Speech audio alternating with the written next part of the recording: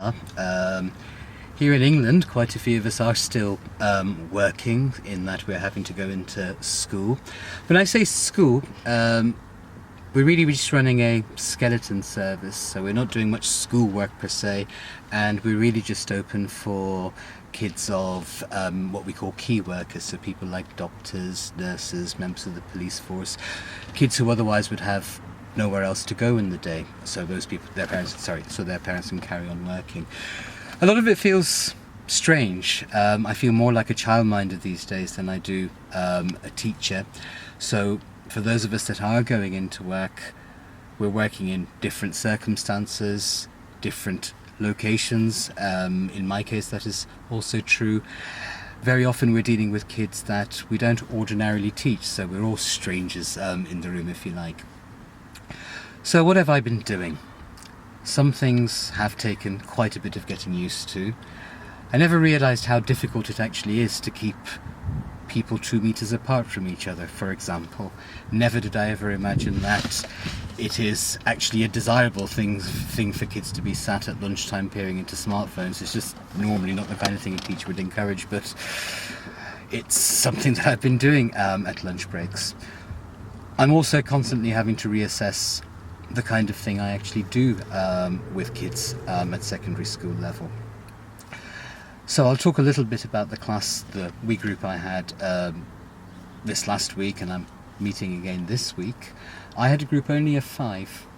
The youngest in my group is 12, the eldest is 15. Some are known to each other, others are not, but they're a nice set of kids.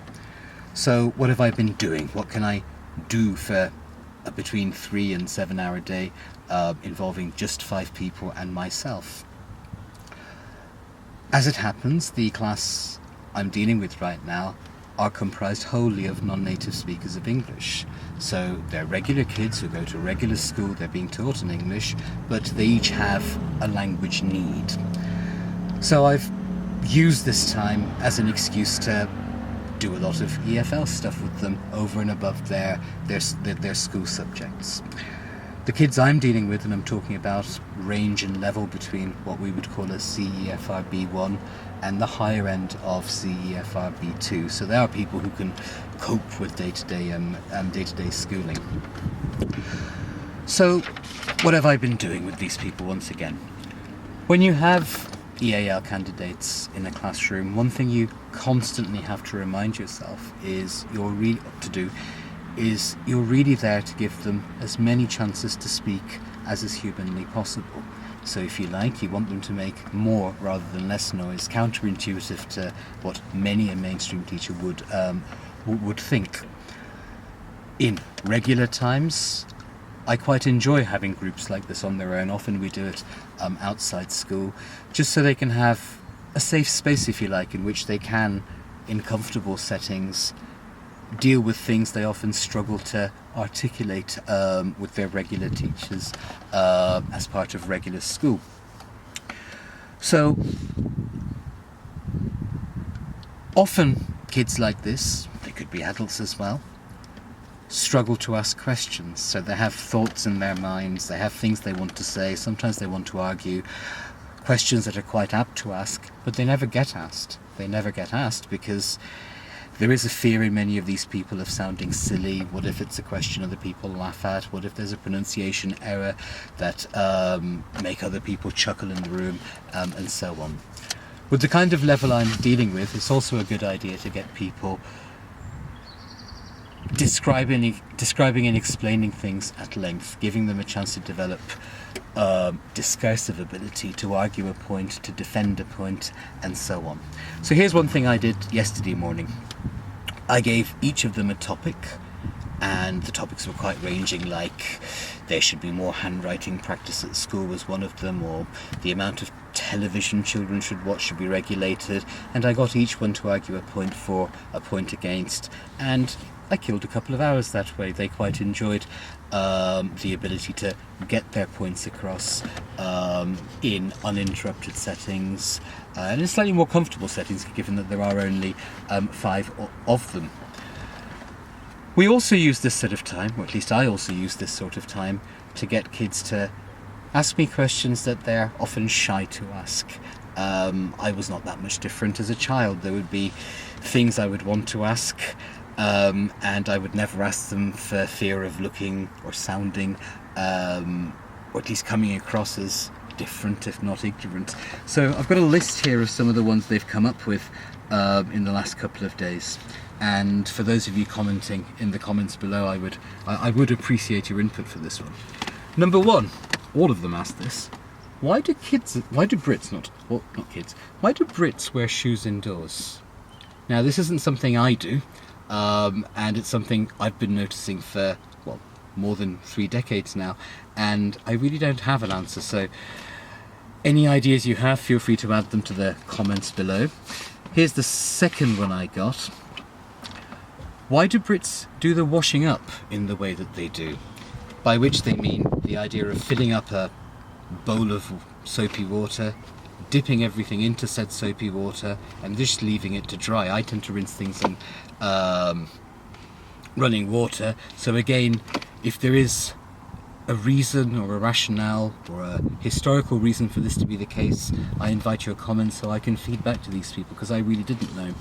There were others, but I'm going to highlight the third one because I haven't got that much time. I need to get back to work in a minute. The third one, this one really had me flummoxed. It is, in Britain, when greeting someone, how many kisses is it? 1 on the cheek? 2 on the cheek? 2.5 in the air? I have no idea. This one threw me. I took this into the staff room and no one in the staff room seemed to have any idea. So once again, comments appreciated. The other thing I've been doing, which my group quite enjoyed actually, is phonology. So for those of you on our courses, we have chapters devoted to phonetics and phonology. Specifically, the Phonemic Script is what I'm going to talk about today.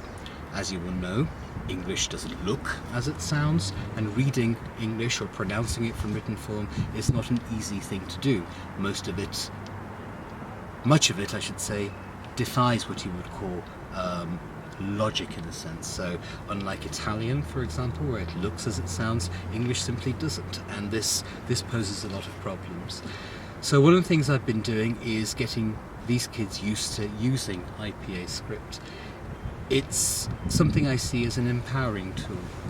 If someone in one of my regular classes comes up to me and says, "Sir, how do I pronounce this?" I often will respond with, "Look it up in a dictionary, you lazy git," for example. But I say that because I've taught people to read it. It's something I see as quite important, and it's something that generally isn't done here in Britain.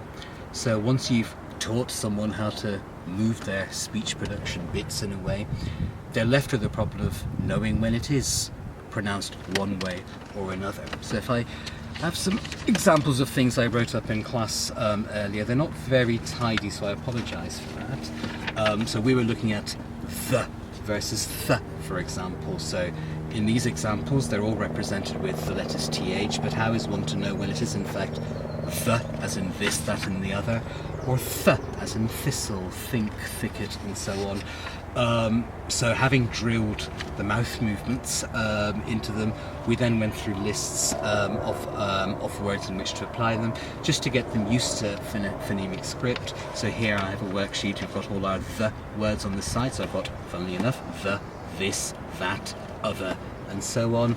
Then on the right, I've got my th words. So here I've got think, I've got thistle, I've got three, I've got bath, as I would pronounce it, bird, and so on. We went on to deal with other sounds. So here we have the as in bird. So I've got 30, bird, lurk, and a couple of others for you to chuckle at. So that's the kind of thing I've been doing today. Thanks for listening, and I hope that was helpful, and I look forward to reading your comments below.